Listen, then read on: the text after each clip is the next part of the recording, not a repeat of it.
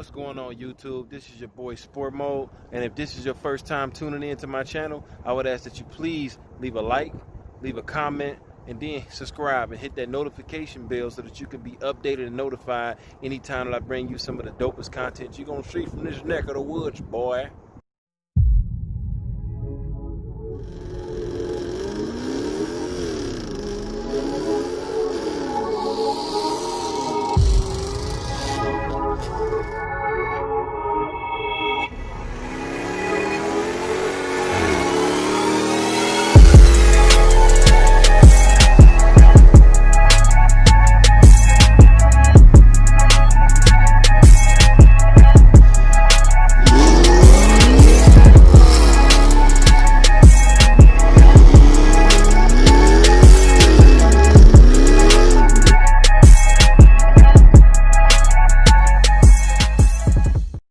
Now, for all of you who don't know, even though I go by the name of Sport Mode, this beauty right here is Blue Magic.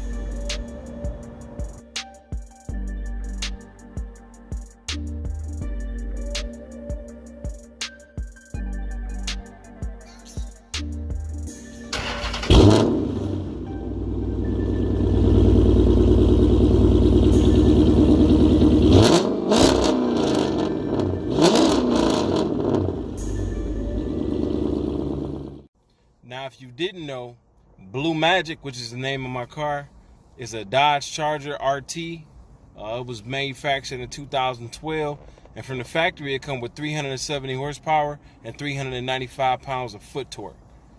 Now, I know what you might be thinking. 375 horsepower and 395 pounds of foot torque is not all that much, especially when you got cars being produced today that's making north of 700 horsepower. Hellcat, if you know what I mean. But anyway, in 2012, I mean, this car really wasn't slept on. It was actually real popular, and a lot of people went and bought them. And for the most part, one of the reasons that I was drew to the car was that it's like a muscle car for the family man. Now, don't get me wrong, you know, I had the money and I had the credit to where I could do something a little bit more impressive, but I had my reasons for following through with this vehicle. Now, I promise I'm not going to make a super long video of just me talking. I'm going to make this nice, quick, and short. But I wanted to address, you know, because every time that I go out, you know, I get complimented on my car, you know, literally everywhere. But there are those few people who always ask me, like, you know, you bought it in 2019. Why did you buy this one? Why you didn't go for a newer one? And rather than have to explain myself every time I see them, I'm going to just record this video and share it to them. Or just, you know, tell them to subscribe. That was sounding pretty nice for a V6. But anyway, tell them to go on and subscribe so, you know, they can get the reasons there. And then hopefully with me doing this vlog, I could also help somebody else that may be on the fence. Because at the end of the day, who don't want a muscle car? I mean, that's the American way. Big cars, big motors, big burnouts, you know, big exhaust sounds, exhaust notes, you know, and even though some people may proclaim to hate it or it's too obnoxious, the reality of it is, from my perspective, everybody want a muscle car. It just really comes down to who can afford one. So if you were like me and you don't want to end up shelling out all of your savings in order to get, you know, your muscle car, you know, one of the things that I wanted to do was get a muscle car, but I wasn't in the financial position to get my dream muscle car. But I didn't want to wait for one either. So before this, I brought a 2014 Mustang GT Premium. It was a convertible with peanut butter interior, man. It was really flawless. But the reality of it is with me growing my family and with my wife giving birth to our two twins, Zamaya and Zavaya, as well as our 6-year-old Zara, I had to come up with some type of option where if I want to get what I want in a muscle car, I would still have to, you know, be able to lug the family around and make sure that they had adequate space too. So the number one reason why I chose to go with this vehicle was the space. Look at it for yourself.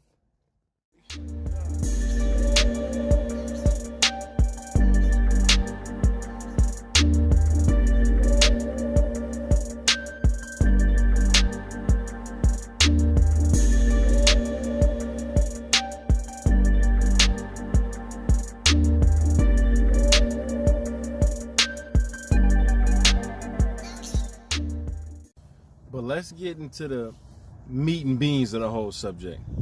When you buy a vehicle, any vehicle for the most part, that got high miles on it, we know that once you cross over about 60, 70,000 miles, that's when the flaws or the manufacturing defects start to pretty much reveal themselves, and anything that can go wrong start going wrong.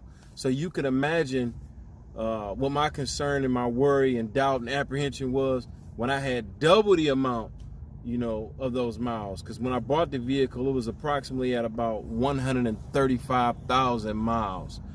And it wasn't like I just showed up to the dealership and let them sell me anything or just took anything that was available. They actually presented this vehicle and gave me some time to sit on it and think about it. And since I had already bought vehicles from this dealership before, they were willing to cut me a deal that I really couldn't deny. I couldn't find nothing wrong with the deal. The only thing that I could think was maybe the vehicle was being offered so cheap because something was wrong with it. So if you are in the market for a muscle car or any vehicle that got high mileage on it, here goes some tips that you can utilize as far as to be able to adequately inspect the car and research the car to make sure that you're getting a good deal. The very first thing I did was go to Kelley Blue Book Value, as well as there was another website too. I can't remember the name of it, but it's pretty prominent. If anybody can remember what the name of this website is, I know that dealerships use it and insurance companies use it when estimating the value of a vehicle. Please leave that comment down low so I can, so anybody else is watching the video can utilize it. But what I did was, the first thing I did, I went home and I started researching to see if this deal was as good as they said it was. And to my surprise, they had the car undervalued even more than what the Kelley Blue Book value was saying that it was worth. So, on one hand, that was satisfying and gratifying because I felt like I was getting a real good deal. But then on the other hand, it made me even more concerned because I'm like, well, what's so wrong with this vehicle? What's so bad about it that they willing to pretty much give it away? And when I say give it away, I don't mean like they didn't give it to me free. I'm just saying that the vehicle was undervalued, more than about like 30-40% of what the Blue Book value was. So the very first thing I started doing was just doing research. I checked the Kelley Blue Book value. I started watching YouTube videos. I joined forums. And don't get me wrong, everybody may not have, enough time to go through this whole process or, do everything that I was doing before I purchased a muscle car. Some people, once they got their mind made up that they want to go buy a car, they go buy it. But, I'm real picky about how I spend my money. And that's with, everything. So the very first thing I did was did my research. I watched YouTube videos. I joined forums. I reached out to people that I already knew that had this car. And basically what I was trying to understand was, what are some of the things that are prone to happen? What are some of the things that are known to go wrong? What's some of the things that they may have, what's some of the things that may needed to be recalled, but they didn't, if you know what I mean. Now for the Charger specifically, after doing all of that research, the concerns were actually very minimal. These cars were well rounded and they were built pretty good. But the only two things that kept reappearing, when I was doing these searches, were the control arms, which I'm assuming is because of the weight of the vehicle. They call it the boat for a reason. This is a heavy car. So they say, when you got a heavy sports car and you actually having fun with it, you got, a couple components that's going to tend to wear out, especially when something, as heavy as this car is north of 4,500 pounds. So the control arms were known to go out. And the other thing was the transmissions.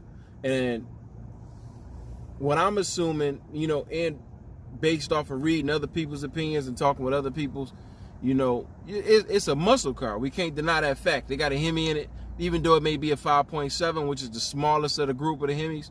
But when you got a muscle car, you're having fun with it. You're going to gun it. You're going to do burnouts. Anytime you're on the freeway, you're going to be pushing the pedal to the metal. And that can cause wear and tear on the vehicle. So ultimately, it bring up something that may not be in your control, or you may not have the ability to research. And that was, if you buying a used muscle car, how was it taken care of before I got it? Now, for this car specifically, it was only owned by one other person. And, you know, they kept meticulous records of it, service records, anytime the oil changes was done, any type of repairs that was done on the vehicle. So it was pretty much easy for me to document the process, you know, and I didn't just take their word for it too. I also did a Carfax on it, you know. So my recommendation to anybody that's on the fence about buying a muscle car is do your due diligence, do your research. Don't just take the dealer's word, and don't just take, you know, the first sight or the first appearance of documents. Go ahead and pay that extra 30-something semi-dollars to do a Carfax report on it. And that way it'll tell you how many people owned the car before you. It'll tell you whether or not it was involved in an accident, whether or not it was stolen. And, you know, that type of information is, you know, it helps when you trying to make a decision on whether or not you're going to spend some money on a car. Because whether you're getting a deal or not, one thing that I think we can all agree on is you're going to be spending thousands and thousands of dollars. So it don't hurt to do your due diligence and do your research to make sure that you're actually getting a car that's in good condition. Another thing that I would recommend too, and, you know, different strokes for different folks. Some people can afford to do it, some people can't. It's not too expensive, but anytime that you're buying a new car, especially a used car with high miles on it, you need to take that car to a mechanic. You know, take it to a shop. And sometimes when you're dealing with dealerships, you know, they'll even agree. You know, one of the things I told them was, you know, everything come back clean. I like the vehicle, but, you know, in order for me to follow through, it's contingent on me taking this car to a body shop so that it could be, you know, fully examined and inspected to make sure I'm not buying a lemon. Because after that I believe it's 5 days, it's like 5 days where you can take a car back for buyer's remorse, you stuck with that car.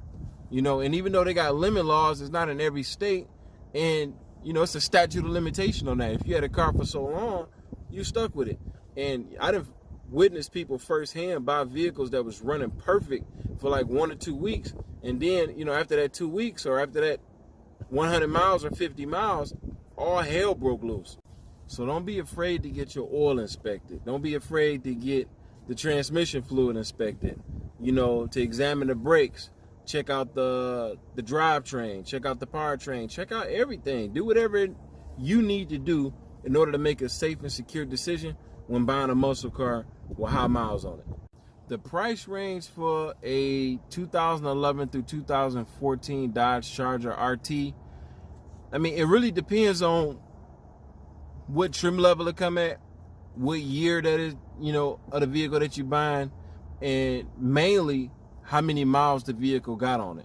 So another recommendation that I would make is, you know, when you're going to be buying a muscle car, period, especially when it's American made, I can't really make any suggestions for foreign cars, but you want to be, you know, just slightly, even a little bit mechanically inclined so that you can do examinations. So if any like small things that need to be done, you know, to the vehicle after you buy it, you know that it's not going to break your bank, because not every muscle car, you know, gets a blown engine. Sometimes people go broke on muscle cars with just a whole bunch of small repairs that they could have did themselves. So if you know what you're doing, high miles is not really something to be concerned with. It actually creates opportunity, because it'll give you an opportunity to buy a popular muscle car for a lot cheaper than what everybody else is paying for them. So, yeah, I got a 5.7. My 5.7 is not all that much different than a 2016 or 2017. As a matter of fact, I think they only make slightly a little bit more horsepower, and the biggest difference is in the transmission. And, you know, that's outside of my control. So in the end, is it a bad idea to buy a sports car with high mileage? I mean, the answer is really yes and no, because ultimately it depends on the person, and it depends on what you're buying the car for. If you're looking for something reliable, if you're looking for something that can, you know, stand the test of time, then a sports car with high miles, or a muscle car with high miles might not be the best, the best car for you. But if you're looking to modify, make customizations, personalize and make your own, then it's not a big deal. And I say that because when I brought this car, I already knew that I was going to be doing engine work. I already knew that I was going to be modding the exterior. I already knew that I was going to be basically trying to make a race car. So therefore, being a mechanically inclined, knowing that I got a solid car from the get-go, and knowing that I want to personalize this car, made the decision a lot more simpler for me. Now, don't get me wrong. There are a few YouTube videos of guys, showing their Dodge Chargers and then hit the 1,000,000-mile mark. However, I haven't seen that with the V8s yet. And that, once again, that makes a big difference because it dictates how the car is driven. Most of the time when it's a V8, it's drove a little harder. Whereas if you got a V6, it's a little bit more economic. So it's a lot of things to take into consideration.